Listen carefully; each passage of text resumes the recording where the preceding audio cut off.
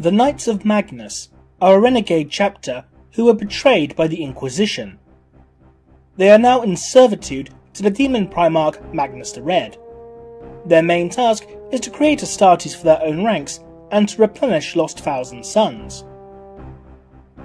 In M41, on the planet of the Sorcerers, in the Tower of the Cyclops, Magnus the Red, the demon Primarch of the Thousand Sons Legion, was contacted by an Astartes chief librarian calling out for aid through the warp, stating that the Inquisition had abandoned his chapter, who were doomed to fall at the hands of an awakening Necron tomb deep within the heart of their homeworld. Magnus extended a hand to the librarian and offered him a deal: servitude for survival. The librarian accepted the deal willingly.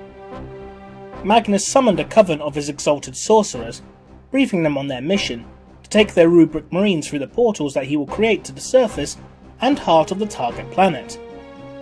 Here, they will unleash a psychic blast strong enough to collapse the Necron tomb upon itself, burying the Necrons and saving the Astartes now loyal to him. Sifu the Sword, one of the exalted sorcerers, was given command of the mission, and he was the first to step through the portal along with Aquila the Intelligent, whom he instructed to take a portal directly into the heart of the tomb and begin the collapsing.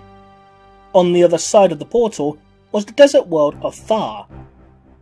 The portal opened up on a large war-torn sandy plain. Sifu could see the chief librarian who contacted Magnus, injured but still fighting alongside his battle brothers, protecting the body of their fallen chapter master against the onslaught of the Necrons. The Astartes looked to the Thousand Sons not with disgust but with welcome relief.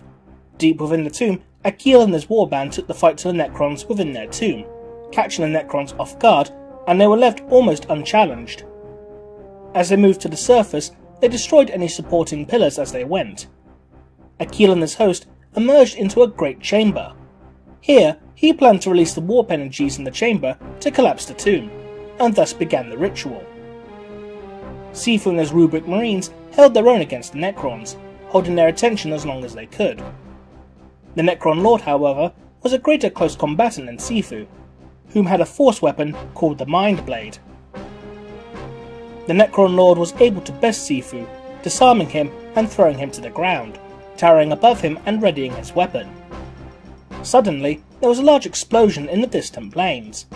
Magical energies erupted out of the ground. The openings to the tomb collapsed, cutting off the Necrons, who began to collapse in unison. The Necrons teleported back to their tombs, and the fate of Aquila and his warband is unknown.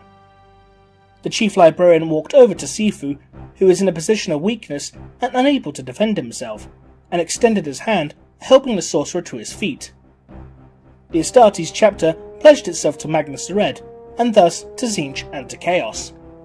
Sifu and his Thousand Sons departed the planet back through the large warp portal hidden in the sandy dune fields.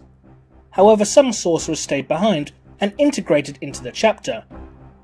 10 years passed as the chapter secretly served Magnus, recruiting from their own world and the surrounding feral and death worlds, teaching these new recruits of the chapter's darkest time and their saviours. The Inquisition finally caught wind of whispers of heresy, which made them grow wary of the loyalty of the chapter. They were a lesser-known chapter who was only recently under attack from within by a Necron tomb, but now quickly growing into a very large chapter. The Inquisition decided to send a fleet to the planet to question the chief librarian and now chapter master about the goings-on in his chapter.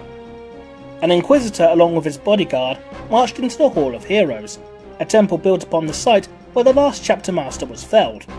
The Inquisition questioned the chapter master and his loyalty, accusing him of being traitors. The chapter master rose to his feet and grabbed the Inquisitor by the throat, snapping his neck, as his brothers opened fire on the Inquisitor's retinue. The fleet in orbit witnessing this deemed the chapter to be excommunicate traitoris, and began orbital bombardment upon Thar.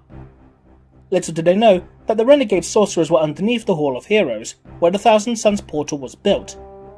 From here, the warp energies were allowed to flow, and they began summoning a warp storm, large enough to engulf the planet into the warp, along with the Inquisitorial fleet in orbit. The storms ripped across the skies, tearing the ships apart, and swallowed the planets into the warp. The renegade chapter changed its armour and heraldry, no longer wanting anything to link them back to the Imperium and the Inquisition.